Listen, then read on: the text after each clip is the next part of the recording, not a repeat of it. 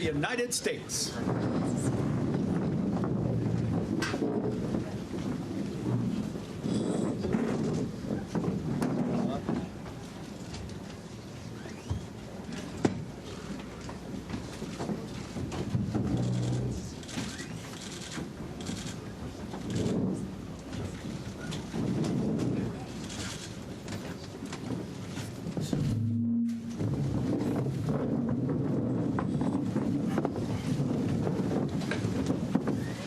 Thank you all very much. It's a great honor, and I'll be here many times. We're building a lot of wall. We're going to look at a piece of it today, and I was just told that it had a tremendous, it's had a tremendous impact already, the piece that we're going to be looking at. But we have under contract and under construction. We have a lot of things happening, and we expect to have close to 400 miles done within about 2 years from now. That's a lot. 400 miles will cover most of it. I just want to thank everybody for being here. We have some of our great people from the state, and of all places, it's California, and we love California. But those people wanted us to build a wall, and we got it built, including the wall in San Diego, which is pretty much completed, and it's had a tremendous impact. That wall has had, Kevin, a tremendous impact. So I want to thank the Border Patrol station in CALEXICO, and it's been a great group of people. I just met them backstage, and the way you work is pretty incredible, and the job you do is beyond belief. We have a system that's full. It's just full. And I was telling some of the people before, if it's full, there's nothing you can do about it. We have some horrible court decisions that have been made over the years. It's very unfair, and that's the way it is. But the system is full. And when it's full, there's nothing you can do. You have to say, I'm sorry, we can't take you. We've been trying to take people, and I have to disagree with it. We've been trying to take people, and you can't do it. You can't do it. So we're going to look at that, and we're going to look at it very strongly. I'd like to thank Secretary Nielsen for being here, General Semonite, Chief of the Army Corps of Engineers, for being here. Really, thank you very much. It's been fantastic, the job you've done.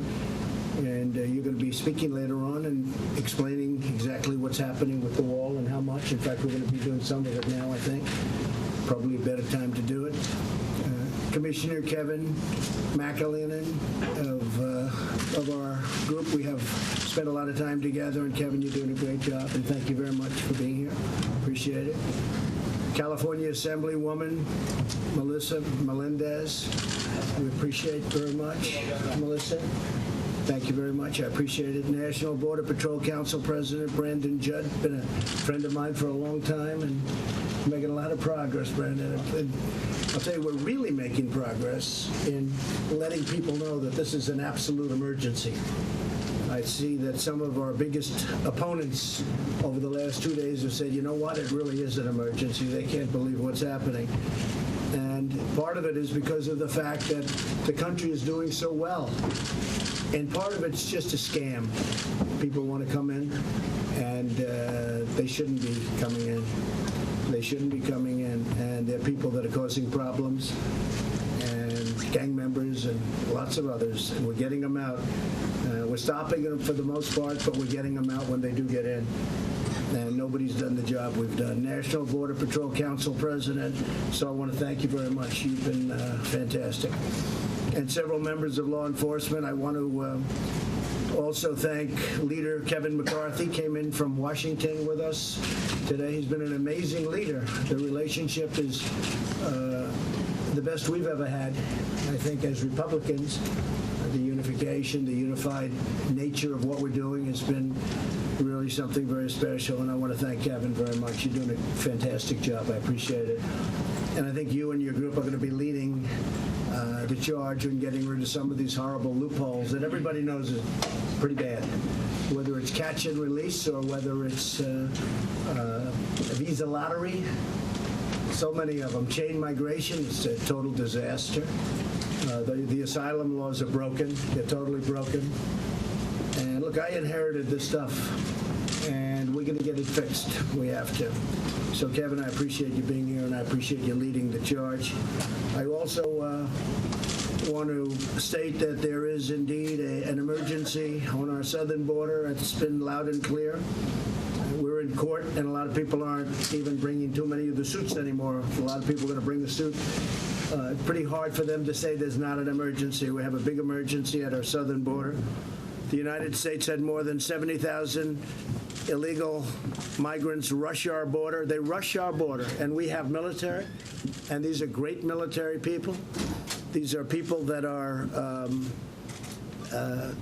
strong and solid and love our country, but they can't act the way they would under other conditions, and there's not a lot they can do, but they've been doing it anyway, and we're going to bring up some more military. And I want to also thank Mexico, because Mexico, and I'm totally willing to close the border, but Mexico, of the last 4 days, has done more than they've ever done. We were talking about that before, Kevin. They're apprehending people now by the thousands and bringing them back to their countries, bringing them back to where they came from. And I think you see that. That's at their southern border. And that's a big difference. That'll help us, pretty much 90%, 80%. What do you think, fellas? Pretty close, right? But that's a big difference. They've never done that before. I mean, when I say never done, I mean like in 30 years they've never done it like they're doing it right now. So the crisis is a direct result of the obstruction by Democrats in Congress, and we have to do something about it, and we're going to. And I think a lot of the Democrats feel that way, too. I think they feel it. They see it. There's not much they can do but to say, wow, what was that I just saw on television? Since October, agents along the 70-mile stretch of border here in El Centro sector have seen a nearly 400% increase in family units arriving in the sector. And you compare that with other years, pretty amazing. But what we've done and what we're doing, you're going to see some very, very strong results. And as soon as the barriers or the walls, I like calling them walls, because that's what they are, go up, you're going to have a tremendous impact. Where we are going to be in a little while, I've heard from people in that area that the impact has been incredible. It's a colossal surge, and it's overwhelming our immigration system, and we can't let that happen. So as I say, and this is our new statement, the system is full, can't take you anymore. Whether it's asylum, whether it's anything you want, it's illegal immigration, can't take you anymore. We can't take you. Our country is full, our area is full, the sector is full. Can't take you anymore. I'm sorry. Can't happen. So turn around. That's the way it is. If you look at our southern border, the number of people and the amount of drugs, human trafficking. The human trafficking is something that nobody used to talk about. I talk about it. It's a terrible thing. It's ancient, and it's never been bigger than it is modern right now, today. All over the world, by the way, not just here, all over the world. Human trafficking, a terrible thing. And they come into the areas of the border where you don't have the wall. They don't come through your points of entry. They come into areas where you don't have the wall. And they make a left or they make a right. They come right into the country, loaded up with people in many cases, and it's pretty sad. By the end of next year, we'll have completed or begun construction, and that's what we're really here with the Army Corps of Engineers for. And I think what I'd like to do is, while we're on that subject, General, if you could just give a little detail of the wall that's under construction, what we've built, where we're going, because the press never likes to talk about it. They don't like to talk about what we've done. It doesn't fit their narrative, but we've done a lot. we've renovated a lot, and we're building a lot. And maybe you could give a little summation of that now. Thanks, Mr. President. Before we talk concrete and steel, though, I think it's important to talk a little bit about, maybe service to nation and protecting this country. 4 days ago, I was in a combat zone with our service members, and I saw the dedication that they have to be able to protect ourselves from overseas. Unbelievable service. But, sir, I would put these agents right in front of you today, the Customs and Border Patrol, of the same exact team. They protect America here from within. And I've been on the ground. I've seen the dedication they have. Right. And this is not for a paycheck. This is not for, any other kind of reward. This is to be able to step up and take care of this country. And so I think that before we do anything else, we just got to make sure we have, acknowledge the great work that these guys do. Phenomenal job. When it comes to the actual construction, the Corps of Engineers is very, very proud to work for Secretary Nielsen and the Commissioner. We have put in the ground over 82 miles that is up to date, and then right now, by the end of this year, we'll have another 97 miles that will go in, and I'm really talking the entire depth of the border, all the way across from Texas into California. And then, sir, with the money that both Congress has appropriated and other money that you've been able to direct, we will put in the ground another 277 miles in the next year. What that will end up with is by the end of around December of 2020, the total amount of money that we will have put in the ground in the last couple of years will be about 450 miles. That's probably about $8 billion, in total about 33 different projects. There are a lot of different complexities. Some of that is on federal land, some of that is on private land. Some of it can be done relatively quick because you don't have to have a land acquisition. Others we want to make sure we do through due diligence. But when it comes to both the capacity of the contract community to be able to execute this, the dedication of the CBP and DHS to be able to set the conditions for us to be able to build, and then for our team on the ground, we are committed to continue to be able to make this happen. Thank you very much, General. So you heard the numbers. The numbers are really spectacular. We've gotten it, and it's very, very tough to get money from the Democrats. I'm getting it for everything else, but we don't get it for the wall. But the good news is we are getting it for the ports of entry. We are getting it for machinery, the drug detection machinery. We're getting a lot of money coming in, and that's good. The wall is like pulling teeth. It's pretty tough. I want to just say, ICE Special Agent in charge, Dave Shaw. Where are you, Dave? Dave, thank you very much for doing a great job. Appreciate it very much. We also have, in addition to Kevin McCarthy, we have some of our great people in Congress, and I want to thank you all for being here. Doug LaMalfa, Duncan Hunter. Where's Duncan? Where's Duncan? Hi, Duncan. Hi. Oh, he stepped out of the restroom. Hi. He was right back there. Thank you, Duncan. Ken Calvert. Thank you, Ken. Thank you, Ken. Appreciate it. Chuck Fleischman. Chuck, thanks. Great job you're doing. Tom McClintock. What a good name that is. My friend, too. Thank you, Tom, very much. Kay Granger. Kay, thank you very much. Great job. And Mike Rogers. Thanks, Mike. Really terrific. And they have been working hard, working all the time. This is one of the big things that they work on. They feel so strongly about it. So with that, I'd like to maybe ask you to say a few words, Gloria. And I appreciate what I see over there. That's very nice. Thank you, Mr. President, very much. On behalf of the men and women of the El Centro sector and myself, we're extremely honored that you took the time to come out here, learn about our challenges, our needs out here in the 70-mile border that our agents patrol. You're absolutely correct, General. These men and women go above and beyond the call of duty here for the work that they handle on that border.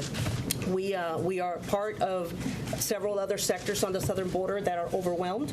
Our resources are extremely strained.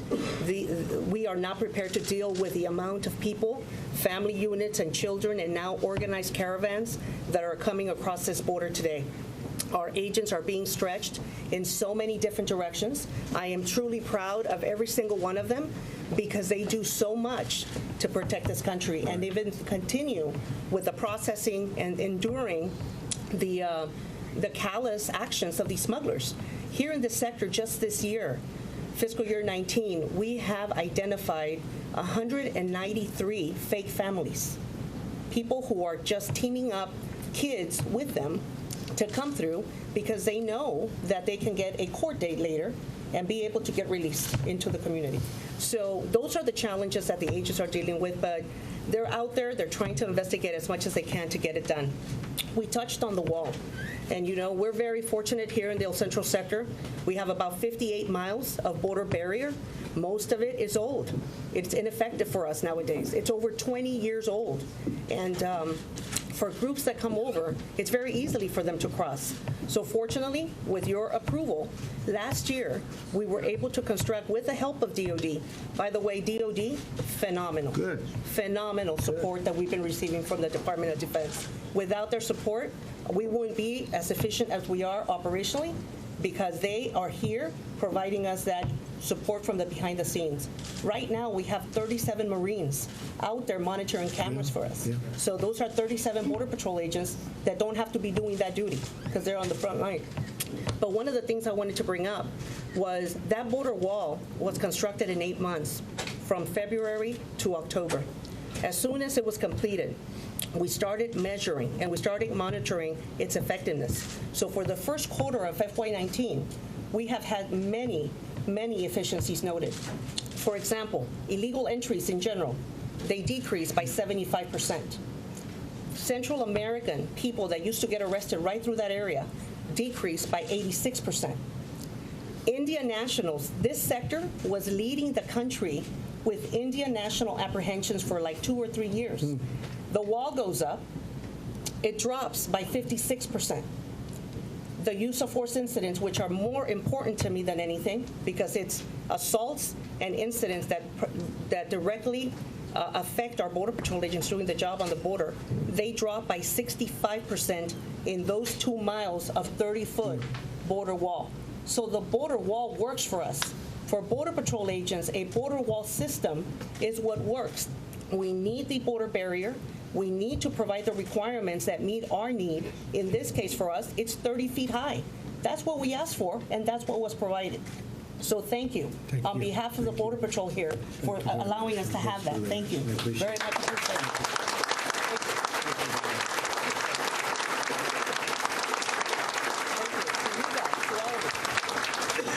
And usually that 35% is coming around. They're not going over, because when people are watching, they're not going over. They're going around where it ends. So it goes and it ends, and they'll go around because it's virtually 100% effective in terms of going through. So as we extend it, it becomes, as you folks know better than anybody, as we extend it, it becomes virtually impossible, except for a Mount Everest-type climber, and there aren't too many of them. It becomes virtually impossible to go through. So that's really something. Those are great. Thank you very much. Thank you, Mr. President. I did ask the team of agents. They did not want you to leave from here, because I know your time is precious. They wanted to present you with a nice memento in appreciation for all the support that you've given us. So we went ahead and secured a piece of the new border wall that is out here in El Centro sector. And I would like to present this to you. Thank you very much. It reads this way. It says, number 45.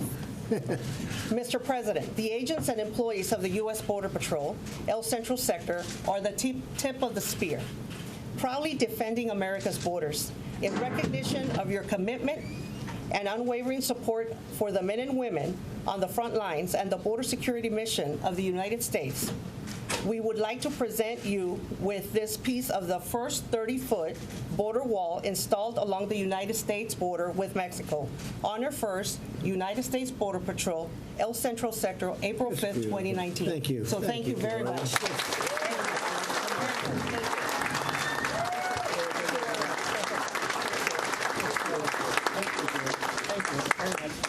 That's a heavy piece of wall. Yes, it is. Yes, it is. Thank you. Appreciate it. We'll keep it here. Thank you. Madam Secretary, please. Oh, sir, I think Gloria probably said it quite well, and General Semonite. I just want to thank you always for coming out to the field to listen to the men and women. We greatly appreciate your support. And I want to thank all of our folks from Congress for being here. We really appreciate you listening to the men and women who are on the tip of the spear, as Gloria said, and helping us resource the department to do the mission that you've given us. So thank you all for being here. Thank you. Thank you very much. I appreciate it. Brandon? President, thank you very much for having me here. The men and women of the Border Patrol really appreciate your time. We know that Air Force One has never seen, in your predecessor's time, Air Force One has never been this close to the border before. So these men and women here, they greatly appreciate you coming out and the time that you've given them.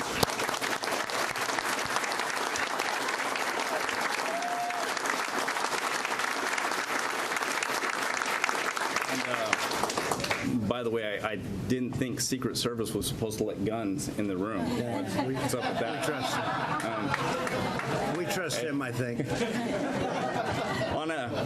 On a serious note, I began my career right here in El Centro 21 years ago in the El Centro sector.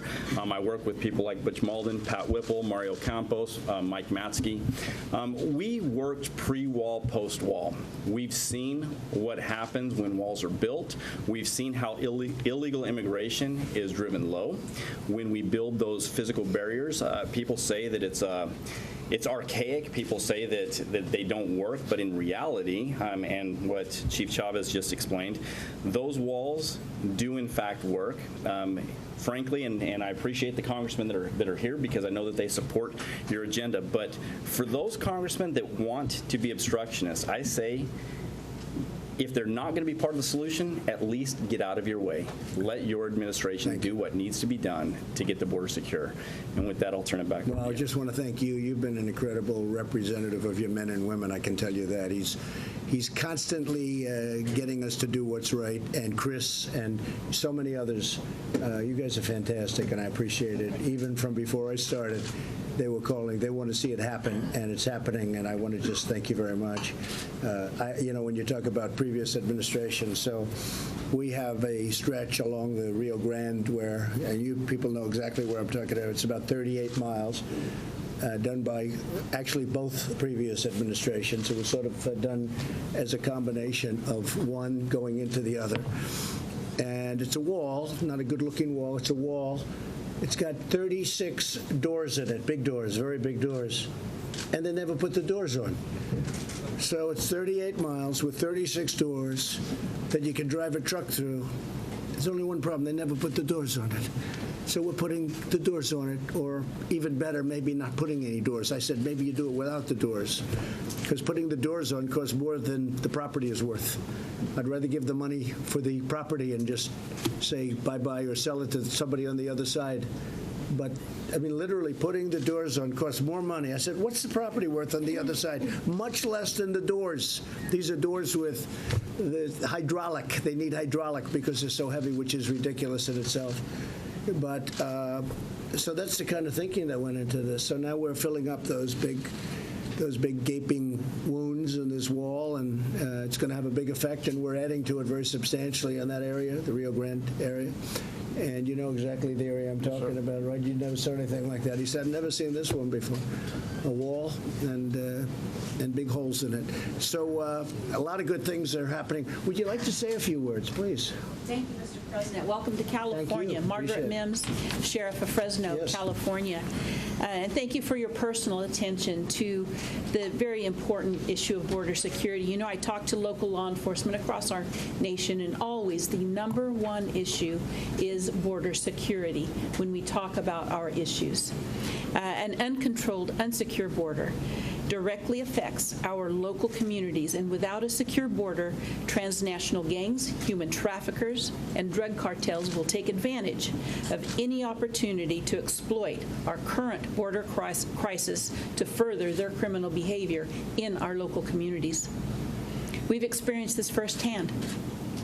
We've seen increased fentanyl traffickers and deaths in the Central Valley of California as a result of fentanyl overdoses. We've also seen MS-13 gang members from El Salvador commit horrendous, vicious murders. Our investigations into this gang resulted in connecting 18 homicides committed in 3 Western states. I want to commend all of our federal law enforcement partners from Homeland Security and especially the Border Patrol today, because what you do here makes a difference in our local communities. And the job that you do is under very difficult circumstances.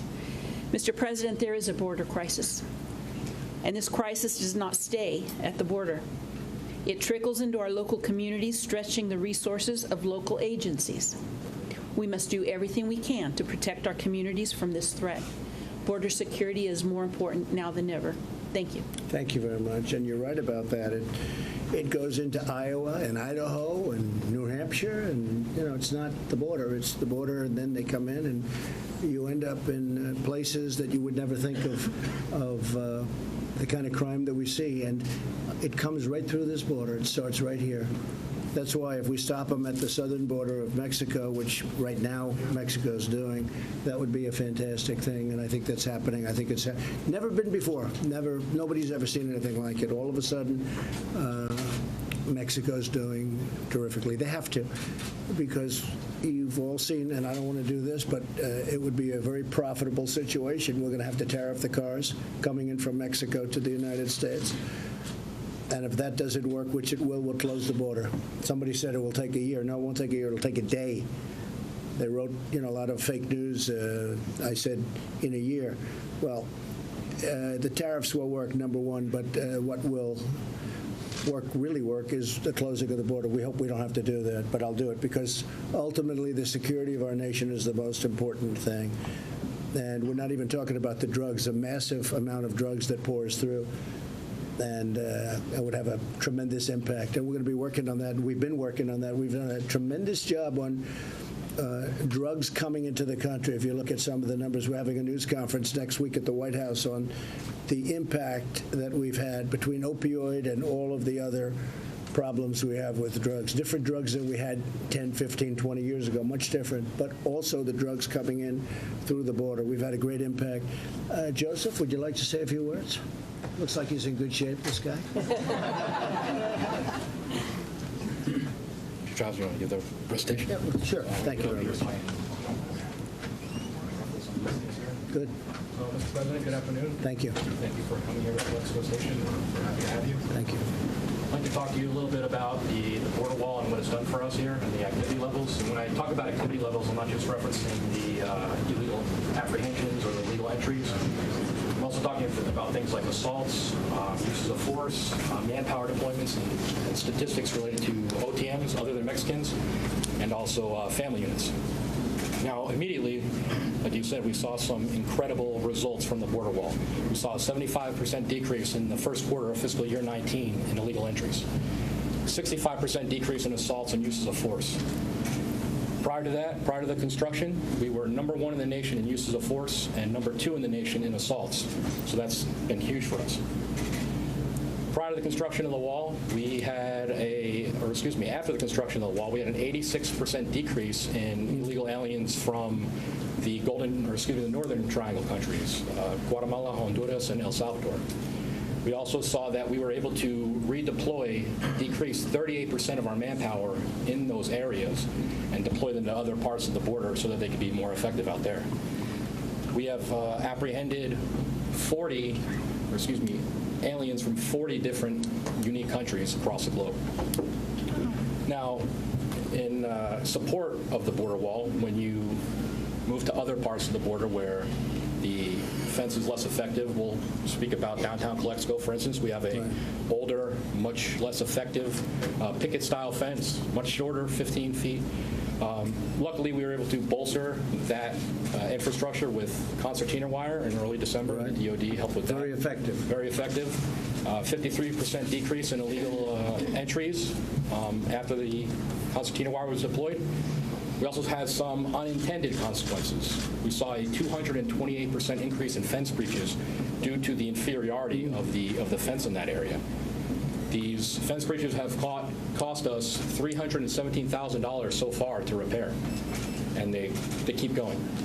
Now, contrast that with the new wall, and we've only seen 3 breaches post-construction, which is, compare that, we have total, I said 228% increase, but it's been a total of 538 since the seawire went up in December. Right.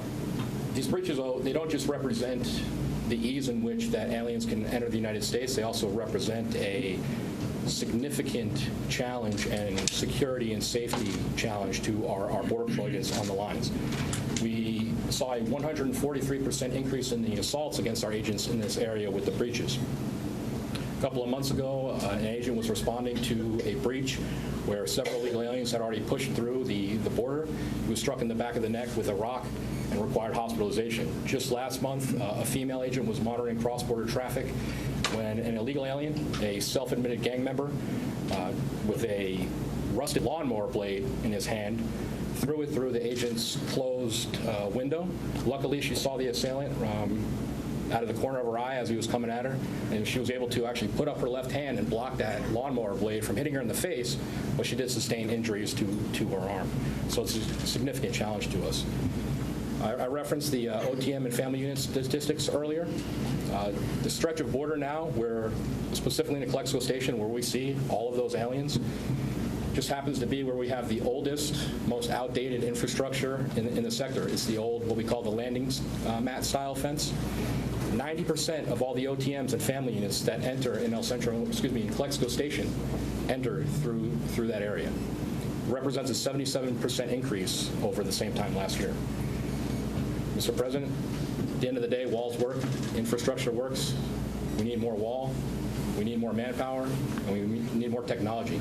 And the mix of those is incredibly important. I can't stress that enough. Thank you, Joseph. The people of CALEXICO have been incredible. They've really rolled out the red carpet. We appreciate it. And let me ask you a question. You or Brandon or both, you could ask. So what do you do when we have military and we have the great Border Patrol and we have everybody here, but you have big open sections for miles and miles before we build the wall? We're building it now, but before. How do you stop these large numbers of people coming? You're not, look, other countries, what they do is very, very tough. We can't do what they do. You understand that. We can't do what they do. We don't want to do what they do. But how do you stop these large, sometimes massive groups of people from just pouring through? What do you do? Prior to the wall. Once the wall is up, it's easy. You just grab as many as you can, you arrest as many as you can, and the ones that get away, get away. But there's nothing that you can do to physically keep them out of the country. That's what barriers are for. They physically keep people out. Yeah. And the groups, as you know, are going up. It used to be that we'd see maybe one group a year of over 100. Yeah. We've already seen over 100 groups of over 100 people, which is 100 people breaching our border at one time that the Border Patrol goes and picks up. And they're being very, as usual, humble. They also save thousands of people every year, many of whom have been left for dead by the smugglers and traffickers. So they take all parts of their mission seriously, but we need to resource them so they can do them all. And so I just speak to the folks in the first, second, third row, very special people, and some of the fourth row, I see. System's full. Can't take any more. Sorry, folks. Can't take any more. Asylum, you know, I look at some of these asylum people. They're gang members. They're not afraid of anything. They have lawyers greeting them. They read what the lawyer tells them to read. They're gang members. And they say, I fear for my life. They're the ones that are causing fear for life. It's a scam, okay? It's a scam. It's a hoax. I know about hoaxes. I just went through a hoax. So our system is full. We're not taking them anymore, okay? Can't do it. You can't do it. You know, you can go up to a point, but we can't do it anymore. Please. Sir, I appreciate it. Thanks for letting me speak. Thank you very much. I appreciate it. It's an honor to be here on behalf of ICE. Like you said, America is facing an unprecedented crisis at the border. The sheer volume of family units crossing the border has overwhelmed ICE's limited resources, and as a result, more than 126,000 people have been released into the U.S. since the end of last year. The crisis is further amplified by the lack of space in our detention facilities, which is simply inadequate to handle the volume of illegal border crossings occurring daily. Families are being released at the border with nothing more than a notice to appear in court, knowing full well that none of them ever will. Meanwhile, ICE is exhausting its limited resources trying to increase bed space capacity for single adults. At this point, we need more resources, including more officers and agents along the border and in the interior. We need the funding and the authority to detain these aliens during their immigration proceedings. In addition, as you know, current laws and court rulings like the judicial interpretation of the Flores Settlement Agreement have created pull factors that basically incentivize illegal migrants to cross our border by the thousands every day. We must amend these outdated laws to deter the illegal immigration and prevent the effective operation of our lawful immigration system. America's also facing a public safety crisis. ICE has had to reassign hundreds of officers to the border, limiting our ability to arrest, remove criminal aliens, gang members, and public safety threats from our communities. Just in fiscal year 2018, ICE arrested approximately 10,000 gang members, including 2,000 that were members of the MS-13 gang. We also seized over 1 million pounds of narcotics, including 2,700 pounds of fentanyl. Any reduction in these vital law enforcement efforts creates an unnecessary and unacceptable risk in our communities and for our citizens. I appreciate your time, sir. Thank you. You know, you mentioned fentanyl. So, as you know, we're working on a trade deal with China. That's part of it. They've agreed that they will not be, essentially not sending it. They're going to criminalize it, which it's not criminalized right now, and they're going to classify it in such a way that it's very hard to send, make, and a lot of other things. So we have some pretty good things coming on because it comes, a lot of it, I guess most of it comes in from China. And President Xi himself has told me they're going to do that. We have an agreement, and they have actually already started, so that'll help you a lot. Thanks, sir. Some of it's coming right in here, right to Mexico, and then across. So I think we're going to take care of a lot of it. Thank you very much. Thanks, sir. Please. Good afternoon, Mr. President. Welcome to CALEXICO, if I may. Thank you. What we are currently encountering along the border, the entire southwest border, is truly a border humanitarian issue. The influx of people, especially from Central America, is completely overwhelming our agents and our agency. The apprehension demographic has completely changed from what it was in the past.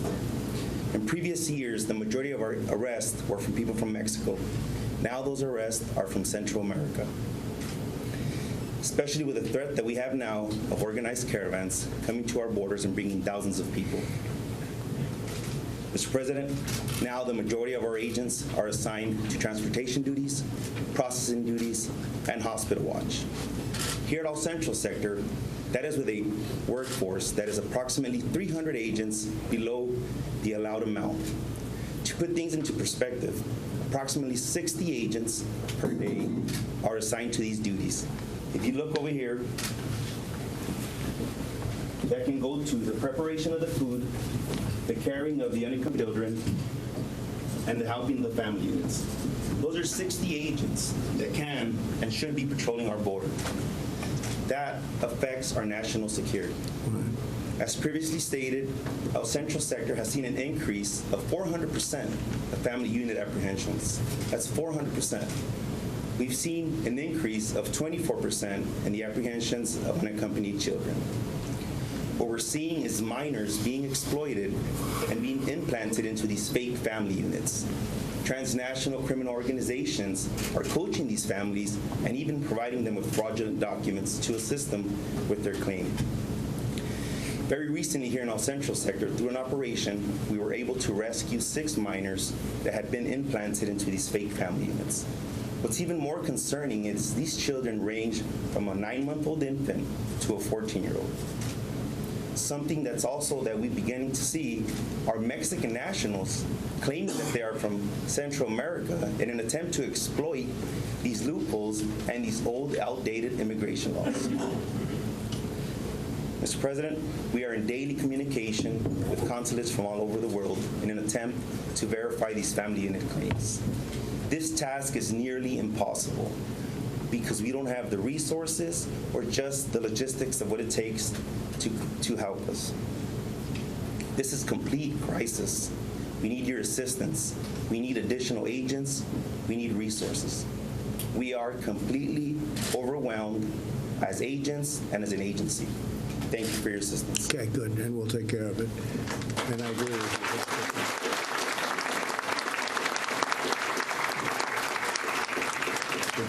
you. We'll take care of it. Your turn. Thank you, Mr. President. First, I want to thank you for your leadership on border security because the impacts are definitely felt in California. And the second thing I want to do is on behalf of my constituents and all Californians, I want to thank all of the men and women here whose job it is to make sure that that border is secure. And it's made more and more difficult every single day by the majority party in California.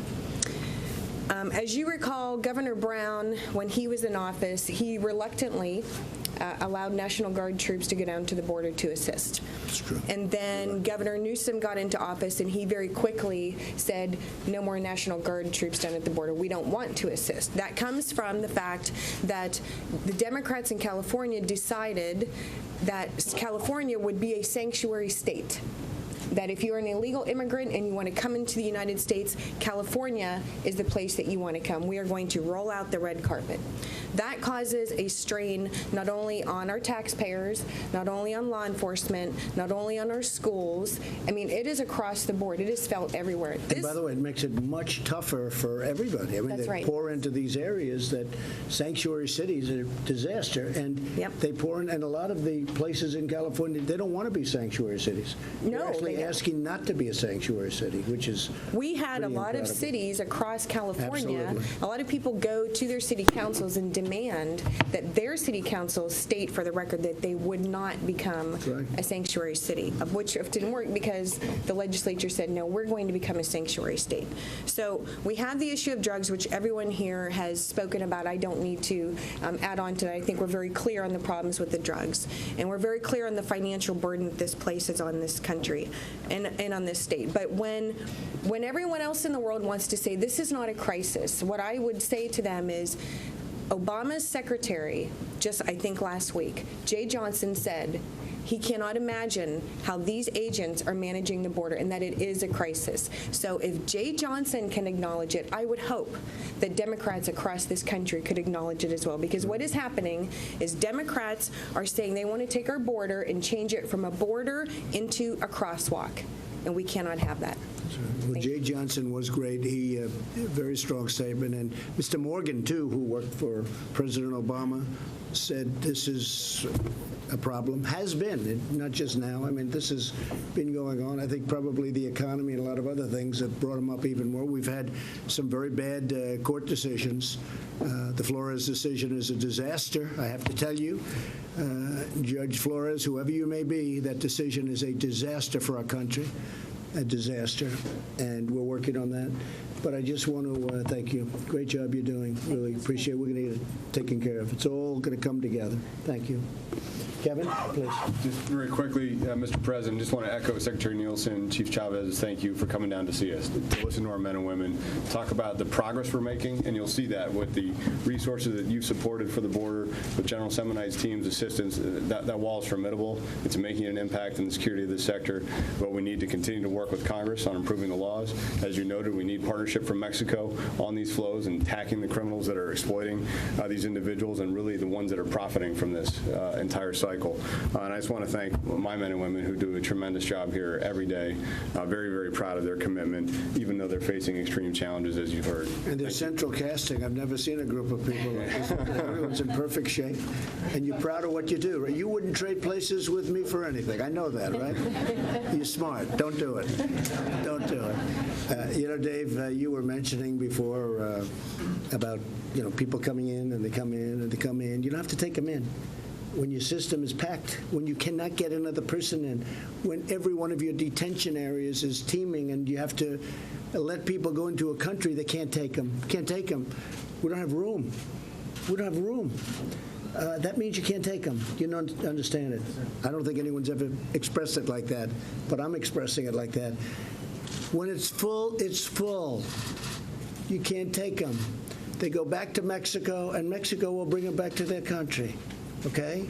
Or if they're Mexican, it's a step easier, frankly. And again, over the last 4 days, Mexico's been very nice. Okay?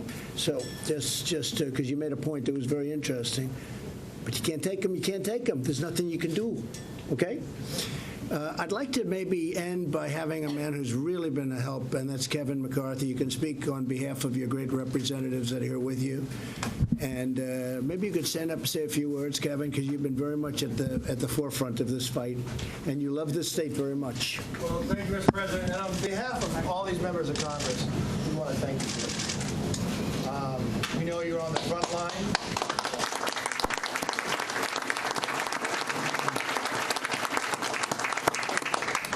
And we do not intend for you to be doing the job they're asking you to do today. We think you should be on the board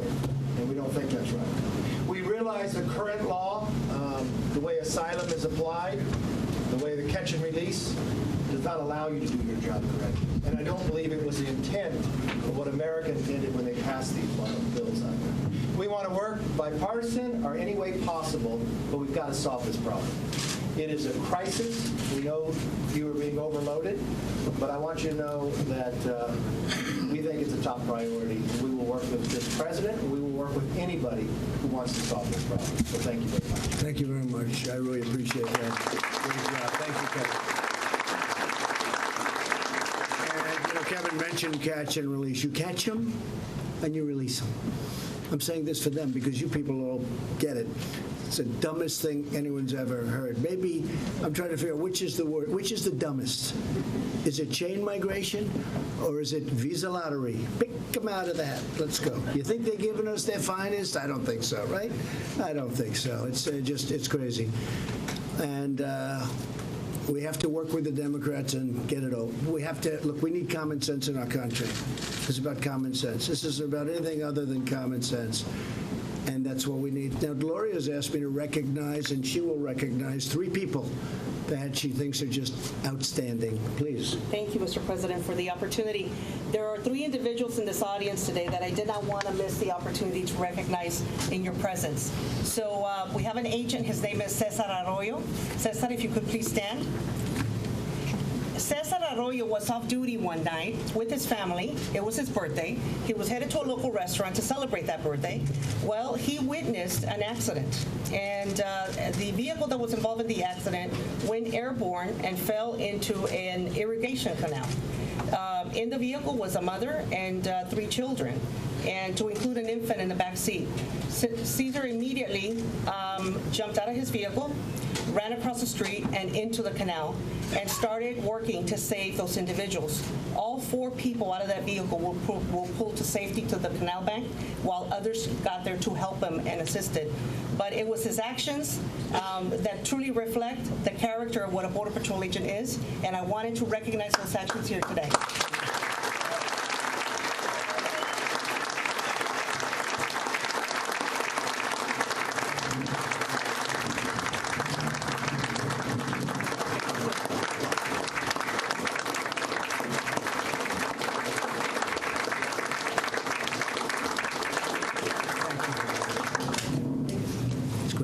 There is another Border Patrol agent. His name is Carlos Lara, and Carlos was on duty as well. And Carlos witnessed an individual jump cross the border illegally, jump into an irrigation canal, and immediately took action to also jump in and rescue that individual and pull him to safety. So for Carlos' actions as well, I wanted to recognize that, Mr. President, because that happens on a regular basis here. But that day, he went through an extreme hardship because of all the things he had to do to get to that person. And eventually, he was able to bring him to safety as well. So thank you, Carlos, for your actions as well.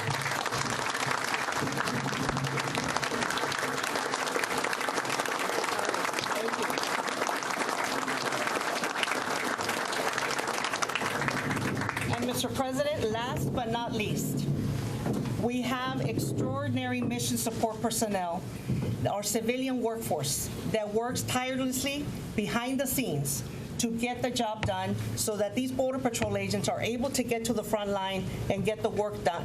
From admin support secretaries, clerks, to timekeepers, to logistics directors, to logistics personnel, our mechanics, that we couldn't get, a vehicle ready to go in the field without their help.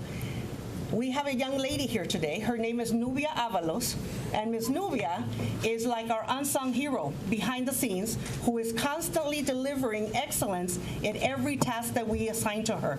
This young lady here is the one in charge of your next 11 miles of 30-foot border wall that are going to start in June of 2019. Thank you.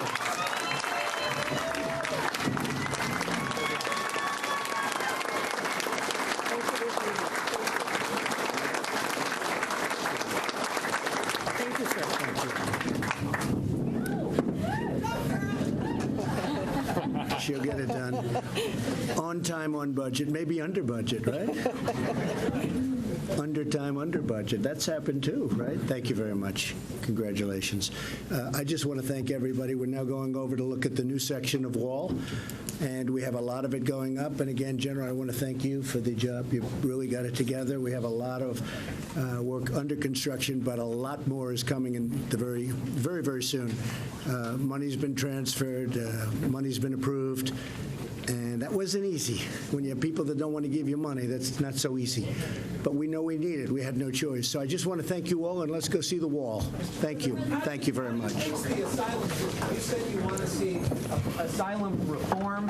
What do you specifically want to do about it? Governor Newsom today saying that some of your ideas regarding asylum show a disregard for the Constitution. Well, Governor Newsom honestly is living in a different world, and that's a very dangerous world he's living in. And if he keeps living there, lots of problems for the people of California. They don't want that. They want to be secure. They want to be safe. And not only asylum, but many other things. Loopholes. When you have an asylum situation where rough, tough people with criminal records are asking for asylum, it doesn't work that way. So we have a full system. Nothing we can do. Thank you very much, everybody. Let's go.